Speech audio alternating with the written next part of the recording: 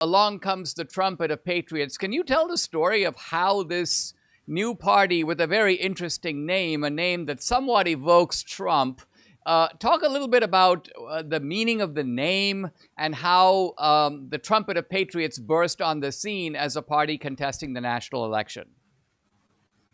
So going back to our original party, the party name was the United Australia Party. And our party, the United Australia Party, is the biggest party in the country. We have over 80,000 members. We have a massive support right across the country.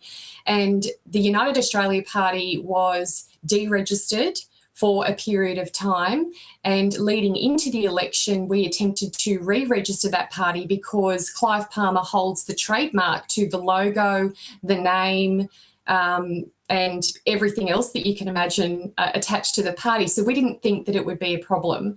And yes, we did hit a stumbling block with the Australian Electoral Commission. We took it all the way to the High Court and we were told that we were not allowed to re-register our party. So we looked at some other options. We looked at a plan B. And when the court decision was put out into the public domain, we were approached by the holders of, or the owners of, an existing party that was already registered in Australia, and it was called the Trumpet of Patriots. And that name, when they brought it to us, I just said to Clive, I said, this is an omen. This is fabulous. And we looked at each other and he said, it's the, the Trump, the Trump in the name, the trumpet. And he, and I said, well, how pertinent, is this? And I said to Clive, I said, well, I like the patriot bit. So Clive really liked the Trump part of the name. I really love the patriot, word in the name. And it just spells Donald Trump. I mean, he is the ultimate patriot of America. That man did not have to come back and do what he did. But thank God he did, because he has come in and he has absolutely saved America. There is no question whatsoever. And I think a lot of that hope and a lot of that goodwill and hope for us kind of rests in our name. And I kind of feel like that, we are the custodians to some degree to pick up some of that incredible success and patriotism and love for your country, pick it up and bring it to Australia and try and emulate what President Trump has done in the United States. It's incredible.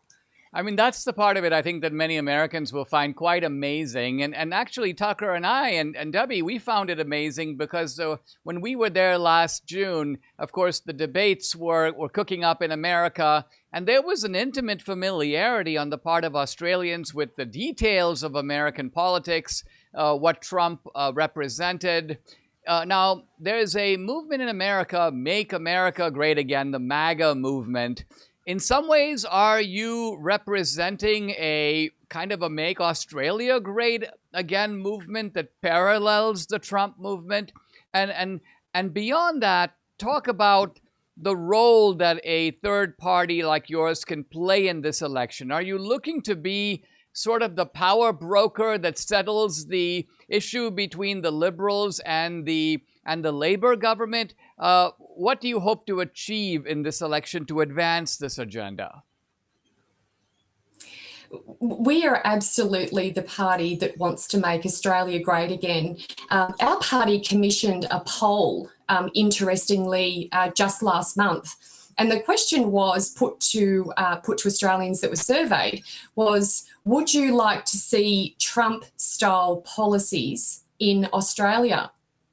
And we got an overwhelming, resounding, positive response from that question.